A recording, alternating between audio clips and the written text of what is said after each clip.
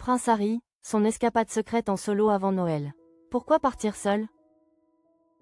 Prince Harry à Aspen, échappé bel entre hommes avant un Noël en exil. À l'approche du solstice d'hiver, alors que le monde se fige dans l'attente des célébrations familiales, le prince Harry a choisi les cimes enneigées du Colorado pour une parenthèse de liberté. Loin du tumulte médiatique et de la douceur de Montecito, le duc de Sussex s'est offert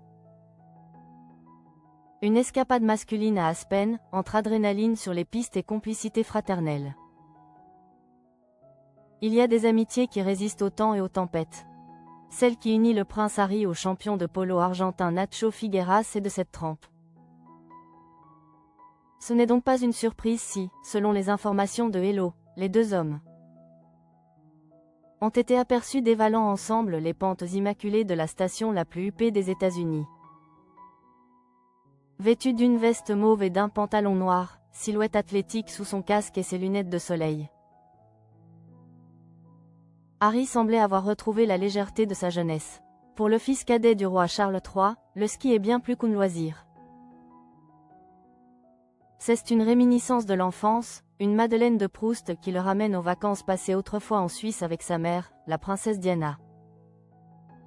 Cette escapade entre hommes, partagée avec une poignée d'amis proches, a été rythmée par un déjeuner décontracté dans l'un des établissements prisés de la station. Aux côtés de Harry, Nacho Figueras, fidèle parmi les fidèles, affichait une allure sobre en bleu marine. Leur lien, forgé en 2007 sur les terrains de polo au profit de l'association Sandball, est devenu au fil des ans un pilier pour le prince. Ensemble, ils ont tout partagé, l'ivresse des tournois, et l'engagement caritatif et, surtout, cette solidarité masculine qui semble aujourd'hui offrir à Harry une respiration nécessaire avant de plonger dans l'intimité des fêtes. Pendant que Harry savoure l'air pur du Colorado, Meghan Markle est restée en Californie avec leurs deux enfants, Archie et Lilibet. Ce séjour en solitaire souligne, en creux, la réalité d'un Noël qui se passera une nouvelle fois loin des terres ancestrales des Windsor. Faute d'invitation à Sandringham, les Sussex ont choisi de transformer l'exil en sanctuaire. À Montecito, l'ambiance sera aux traditions simples, cuisine en famille, jeux dans le jardin et échange de cadeaux sous le regard bienveillant de Doria Ragland, la mère de Meghan. Un programme qui se veut apaisé, malgré les discussions animées qui auraient précédé le choix définitif du lieu des vacances. Pourtant, malgré la distance géographique et les blessures du passé, le fil n'est pas totalement rompu. Des sources proches du couple indiquent que Harry et Meghan ont l'intention de maintenir un lien avec le roi Charles III pendant la période de Noël.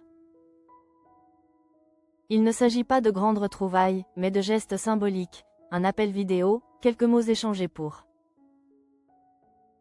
que le monarque puisse voir grandir ses petits-enfants et recevoir leurs vœux.